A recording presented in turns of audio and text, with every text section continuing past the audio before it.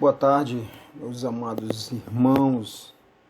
Aqui vai, a segunda e última parte do estudo sobre o fim da era das curas e milagres. Até então a gente viu o problema atual hoje, das igrejas. É muito interesse em milagres, em curas e pouco interesse nas escrituras.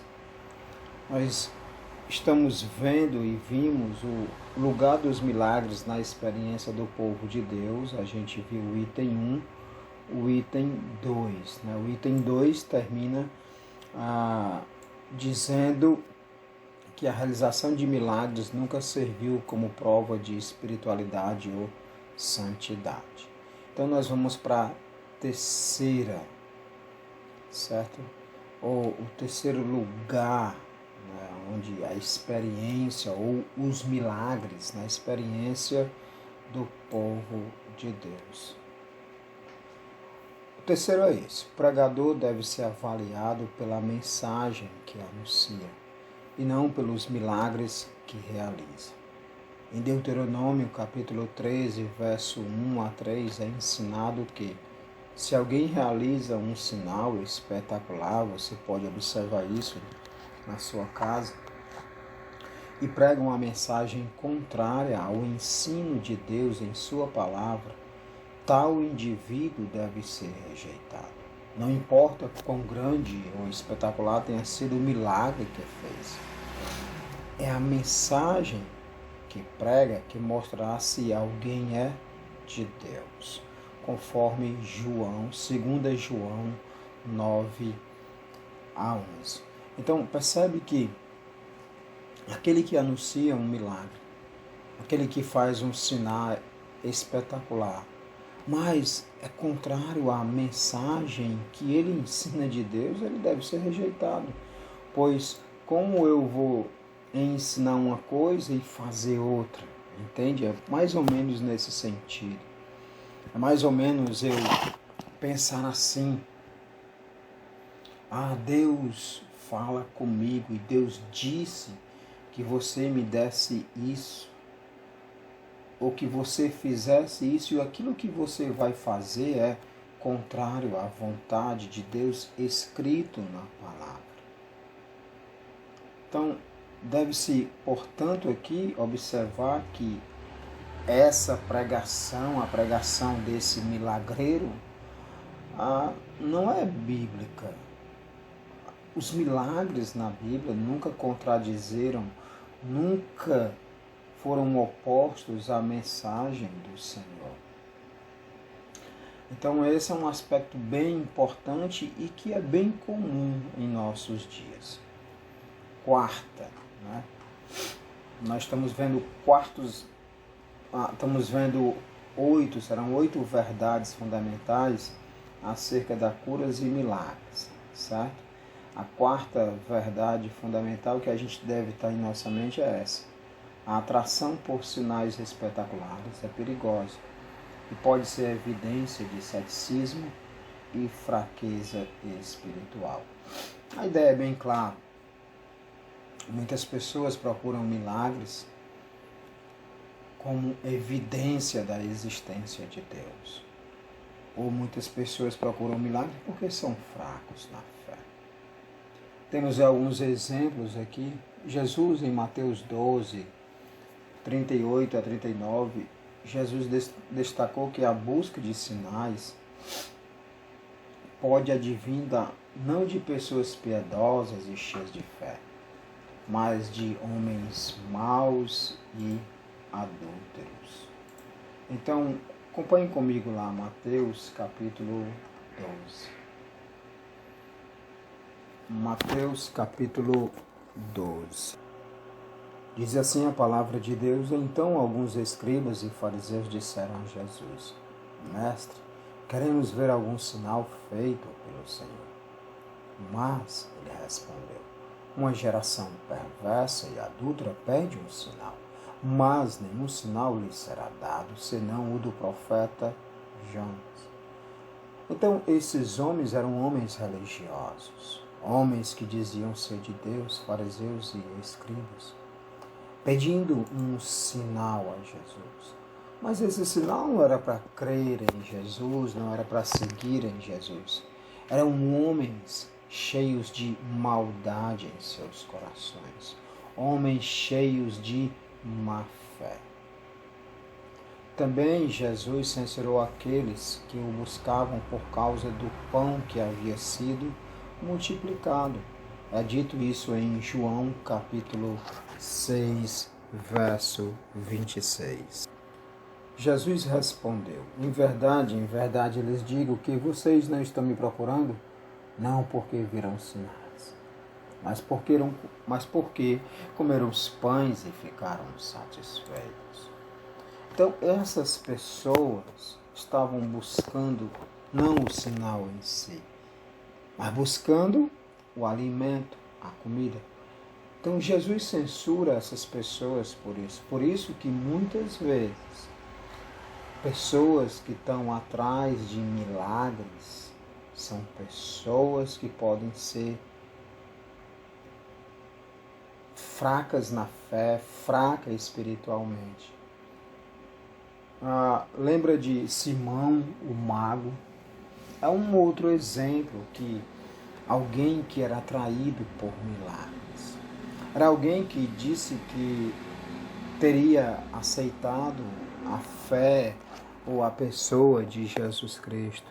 É alguém que pronunciou a fé em Cristo, mas que na verdade não tinha fé. Ele não tinha um coração reto diante do Senhor. Atos capítulo 8, versículo 3. O próprio Simão abraçou a fé e, tendo sido batizado, acompanhava Filipe de perto, observando extasiado os sinais e grandes milagres praticados. Você sabe quem era, né? Simão era um mago que fazia os seus truques. Esse mesmo, a Bíblia diz, abraçou a fé e foi batizado. Mas olha o versículo 18 a 23. Percebe que no versículo 13, ele fica observando os apóstolos realizarem milagres, sinais. E olhe mais na frente, especificamente o versículo 18 em diante.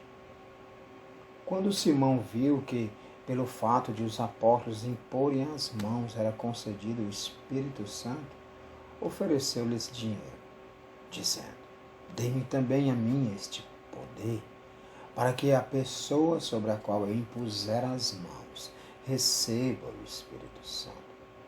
Mas Pedro respondeu: que o seu dinheiro seja destruído junto com você, pois você pensou que com ele poderia adquirir o dom de Deus.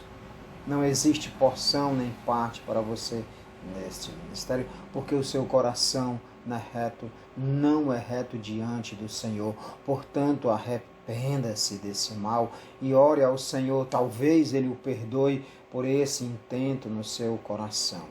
Pois vejo que você está cheio de inveja, verso 23, e preso em sua maldade. Lembra que Jesus destacou que os piedosos, ou seja, homens piedosos, pessoas não piedosas ou aparência de piedosa, buscavam sinais. Então, que na verdade são pessoas cheias de maldade no coração. Não era diferente com o mago, Simão, o mago. O seu coração estava cheio de maldade. Mas Pedro deixa diante dele o arrependimento, se arrependem disso. Então, percebe que a atração por sinais espetaculares, milagres, é muito perigoso. Vai muitas vezes evidenciar na vida da pessoa falta de fé, fraqueza espiritual. Na verdade, como a gente citou alguns exemplos, mostra um coração cheio de maldade, cheio de más intenções.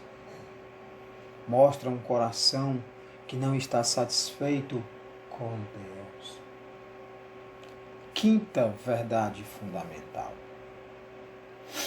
Quinta verdade fundamental. O fato mais eficaz na produção da fé salvadora é a pregação e não a realização de milagres. Este ponto é muito importante, porque a produção da fé não é por meio do milagre. A produção da fé é por meio da pregação da palavra. Infelizmente, tem gente que acredita que os milagres são necessários para que uma pessoa seja convertida. Se nós olharmos no Antigo Testamento, veremos Moisés, Elias, Eliseu, o próprio Jesus e os apóstolos, que fizeram inúmeros milagres, muitos milagres. E na verdade não há um só versículo que diga que aquela pessoa foi salva por causa dos milagres. Então, não é necessário fazer milagre para que alguém seja salvo. Para que alguém seja salvo é necessário que ela tenha um encontro pessoal com a palavra de Deus. Para que a palavra de Deus entre e penetre em seu coração de tal forma que ela se rende aos pés da cruz.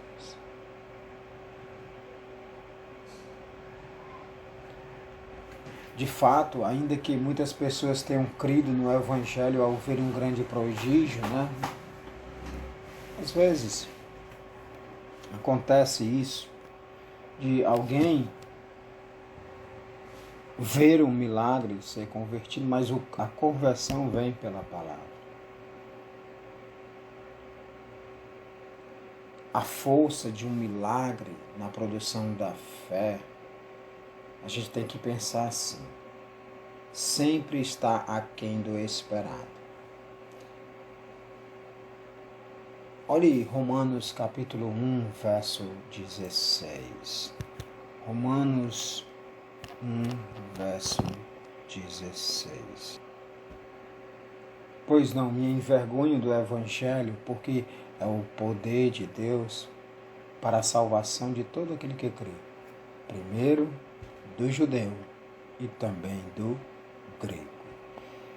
Então, o Evangelho é que converte. O Evangelho é que salva. O Evangelho é o poder que Deus usa para converter a alma perdida. Milagre talvez ajude, mas é o Evangelho que tem o poder. 1 Coríntios capítulo 1 e 21 diz: visto que na sabedoria de Deus o mundo não o conheceu por sua própria sabedoria, Deus achou por bem salvar os que creem por meio da loucura da pregação. Entende?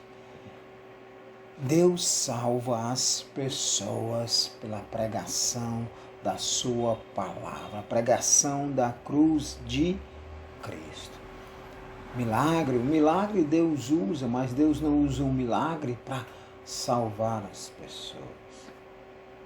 O próprio Jesus deixou claro, lembra naquela história do homem rico e Lázaro? Lembra? Um vai para o seio de Abraão, o outro está no Hades, no inferno. O outro que está no inferno diz: Senhor, manda uns daqui lá para o meu irmão, manda uns daí do paraíso para a casa dos meus irmãos. Eu tenho 5 irmãos. Se um deles forem, virem, eles vão acreditar e vão ser salvos. E Jesus disse que não. Jesus mesmo diz: se eu enviar alguns daqueles, não vão crer. Ele já tem os profetas, ele já tem Moisés, ou seja, eles têm as Escrituras.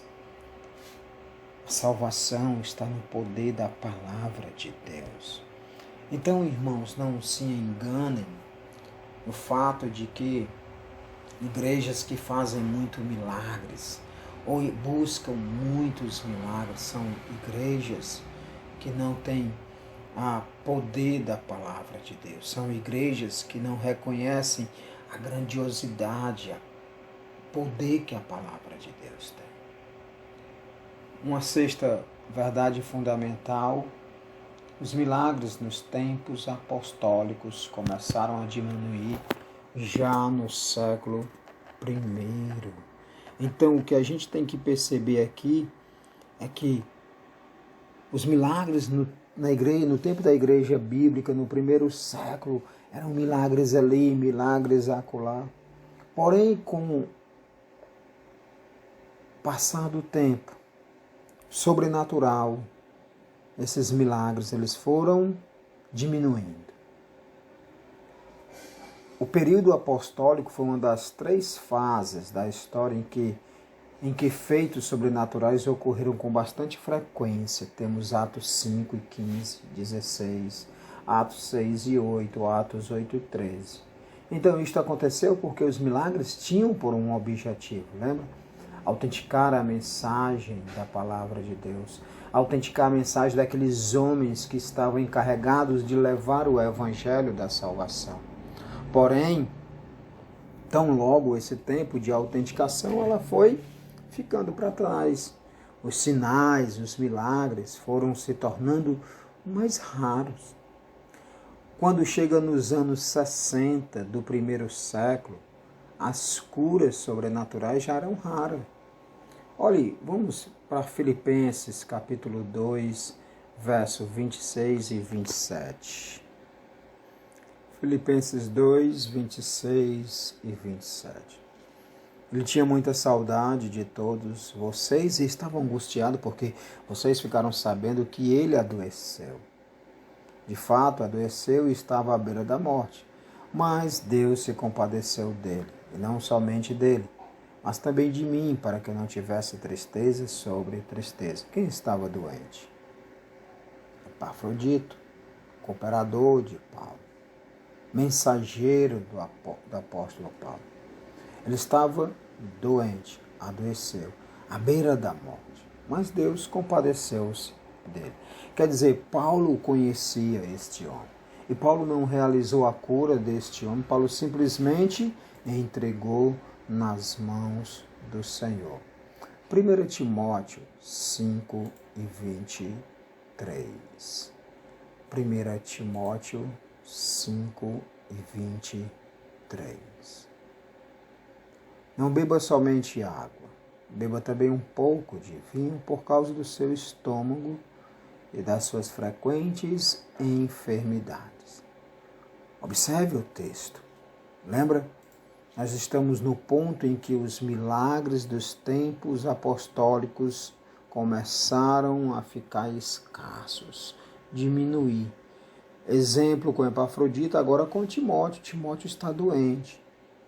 Paulo é um apóstolo. Paulo conhecia Timóteo. Então, Paulo operar uma cura, ele não precisaria estar na frente de Timóteo, não precisaria fazer um show, chamar a atenção das outras pessoas para curar Timóteo, dizendo, oh Deus, cura esse servo. Não. Paulo simplesmente poderia pedir a Deus para que curasse Timóteo. Mas percebe que o dom de cura, o dom de operar milagres estava diminuindo. Timóteo doente e precisando tomar vinho para cuidar das suas enfermidades.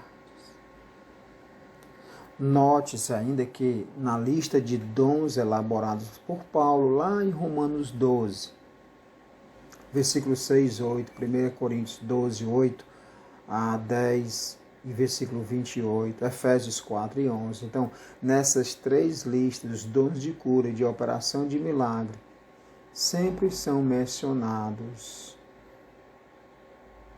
de acordo em 1 Coríntios, escrito no ano 55. Listas essas produzidas pouco tempo depois, como as de Romanos. Então, a carta de Corinto é escrita no ano 55, a carta de Romanos é escrita entre 57 e 58 depois de Cristo. Efésios é escrito em 61 depois de Cristo. E percebe que quando a gente vê e olha essas cartas, em Efésios, em Romanos, nós não vemos menção desses dons de cura e operação de milagres. Por quê? Provavelmente já haviam cessados, já não eram mais necessários esses dons. Eles por si só cessaram. Sétima verdade fundamental: curas e milagres podem acontecer em qualquer tempo, inclusive a atual.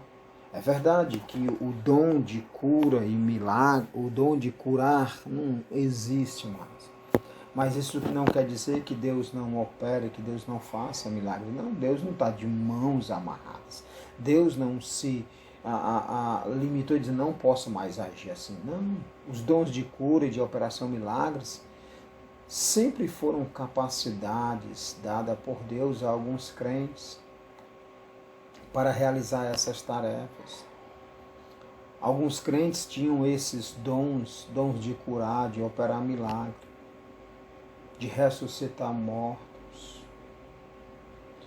Mesmo que esses dons tenham passado, isso não quer dizer que Deus não pode operar um milagre, uma cura.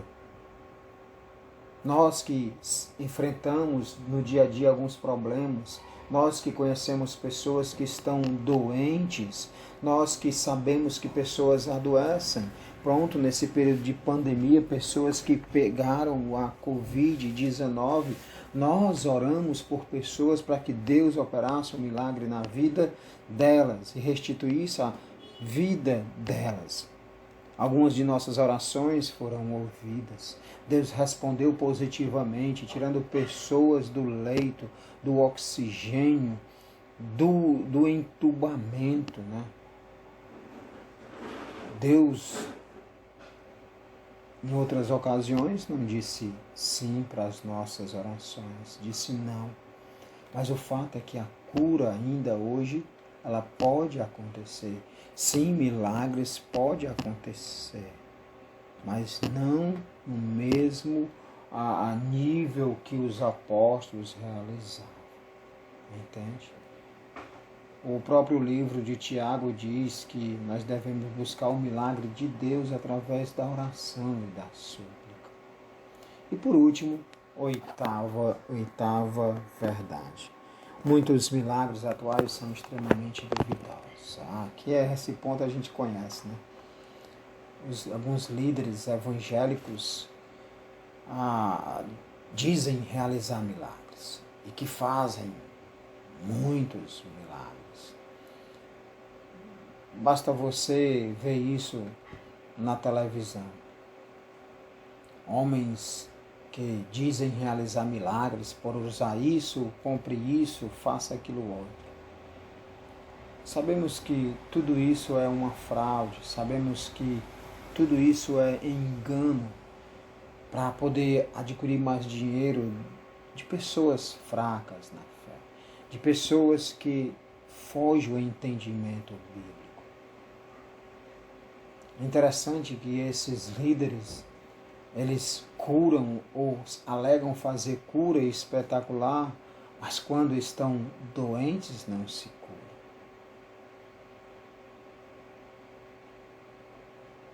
Muitas vezes, a cura que eles operam, os milagres que eles realizam em público, são aquelas doenças que não podem comprovar. Por exemplo, uma dor de cabeça, uma dor na coluna, ou tumores internos, entende?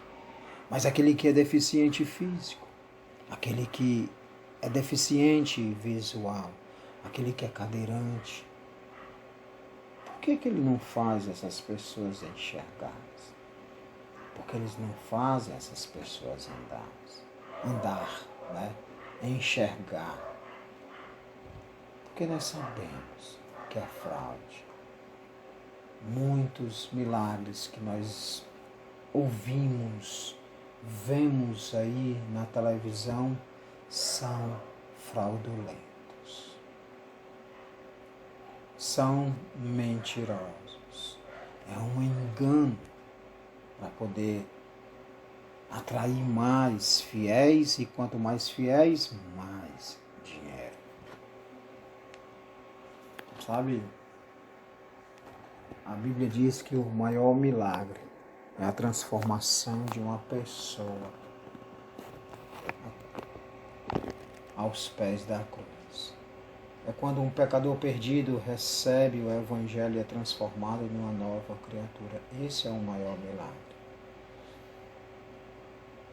Então eu termino, irmãos, nosso último estudo dizendo: levando tudo isso em conta, a Igreja de Deus deve se afastar de sua prática qualquer forma de reunião ou campanha que tenha como alvo produzir curas e milagres. Nós, como membros, devemos proteger a sã doutrina, o conhecimento da sã doutrina.